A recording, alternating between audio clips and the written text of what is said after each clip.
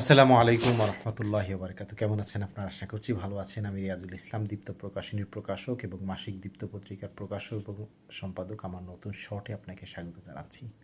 আজকে আসলে বই প্রকাশ বা লেখালেখির প্রকাশ যে কোনো বিষয়, প্রতিষ্ঠান রিলেটেড কোনো বিষয় আমি আলোচনা করব না। সেটি হলো একটা ছোট ভাই আমাকে রিকোয়েস্ট করেছেন যে ভাইয়া, আপনাকে তো you seems like pious person. আমি আসলে ধার্মিক, ওইরকম ধার্মিক কোনো ব্যক্তি না। আমি চেষ্টা করি ইসলামের গণ্ডির মধ্যে থাকার জন্য এবং সুন্দরভাবে ইসলামের নিয়ম অনুযায়ী জীবনযাপন করার জন্য চেষ্টা করি।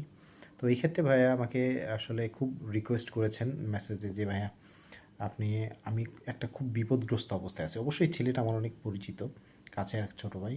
তো বলেছে ভাই আমি অনেক বড় একটা বিপদগ্রস্ত অবস্থায় আছি, আপনি একটু পরামর্শ যদি আমাকে দিতেন তো আমি উপকৃত হতাম। তো বিষয়টি হলো, চিন্তা করলাম যে আসলে ওকে এককভাবে পরামর্শ না দিয়ে একদম আমভাবে যদি আমি পরামর্শটা দিই, এটাতে যদি কেউ উপকৃত হয় তো এটা অবশ্যই অবশ্যই আমার ভালো লাগবে। বিষয়টি হলো, দুনিয়াবি যদি কোনো বিপদগ্রস্ত অবস্থায় আমরা থাকি অ্যাজ এ মুসলিম, আমরা যারা প্র্যাকটিস করছি, তো তাদের উচিত কোরআনের আলোকেই তাদের সমস্যার সমাধানের লাইনে যাওয়া। যেমন আপনারা পড়তে পারেন কোরআনের একটি আয়াত, হাসবুনাল্লাহ ওয়া নি'মাল ওয়াকিল নি'মাল মাওলা ওয়া নি'মান নাসির। এটা কোরআনের সরাসরি আয়াত। এই আয়াতের মূলত অর্থটা হচ্ছে, আল্লাহ রাব্বুল আলামিন আপনি আমার জন্য সাহায্যকারী হয়ে যান, আপনি একমাত্র সাহায্যকারী। আমরা এই আয়াতটি, তিনি আমাদের জন্য যথেষ্ট।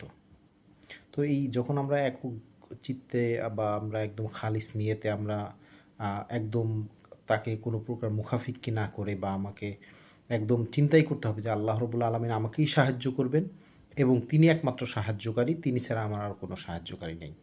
তো এইভাবে যখন মনোভাবাপন্ন নিয়ে আপনি তার কাছে চাইবেন, তখন আল্লাহ রবুল্লা আলমিন আসলে বান্দাকে দেওয়ার জন্যই বসে রয়েছেন। তো এই খালেস নিয়তে হইতে হবে অবশ্যই। যখন আপনি, এই বিপদটা অবশ্যই কোনো আ নেক হতে হবে। অর্থাৎ আপনার অবৈধ হলে আসলে এই দোয়াটা আসলে কবুল হবে না, বা কবুল হইলেও এটা আপনার জন্য আসলে পরবর্তীতে এটা বড় আকারে আপনার জন্য ক্ষতির কারণ হয়ে যাবে একটা সময়। তো সেই জন্য আপনার যদি মানে খালেস নিয়তে, আপনার নেক নিয়তে নেক কোনো কিছু চান, তো অবশ্যই অবশ্যই এই আয়াতের বরকতে আল্লাহ রাব্বুল আলামিন আপনার ওই বিপদ থেকে মুক্তি করবেন। শুধু তাই না, বিপদ থেকে না, আপনি এছাড়াও আপনি পড়তে পারেন লা ইলাহা ইল্লা আনতা সুবহানাকা ইন্নী কুনতু মিনাজ জালিমিন। আপনি যখন এই বিষয়ের উপর আপনি আমল করবেন, তো অবশ্যই অবশ্যই এটা একটা ফ্রুটফুল রেজাল্ট নিয়ে আসবে। এটা আসলে প্র্যাকটিক্যাল।